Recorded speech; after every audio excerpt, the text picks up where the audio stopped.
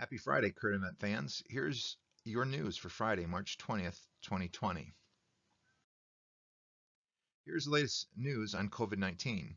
Yesterday, it was reported that there are now 250,000 cases worldwide, 13,000 in the United States, 334 in Michigan, and still not a reported case in Kalamazoo County.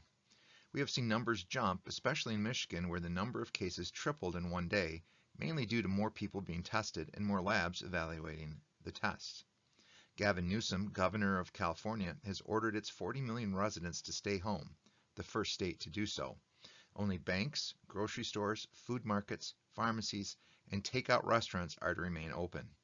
Residents who fail to heed the order could face misdemeanor charges. In some good news concerning the pandemic, China yesterday reported no new cases in their country for the first time. The FDA is fast-tracking two existing drugs to be used in the treatment of COVID-19.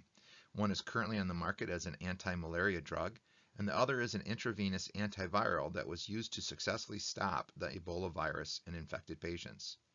The FDA still must approve the use of these drugs for the treatment of COVID-19 to make sure that there are not any unforeseen side effects for its patients. President Trump and the FDA commissioner have both promised quick action in the approval process. United States Representative Tulsi Gabbard has officially ended her campaign for the Democratic nomination for president, leaving only former Vice President Joe Biden and Senator Bernie Sanders remaining. Gabbard, who won 2 delegates, went on to endorse Vice President Biden. The former vice president also received the endorsement of former candidate and current United States Senator Kirsten Gillibrand.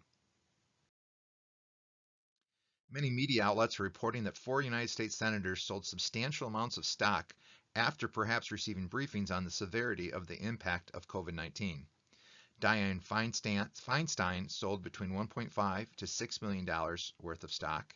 Kelly Loeffler between $1.2 to $3.1 million. Richard Burr between $628,000 to $1.7 million. And James Inhofe sold around $400,000.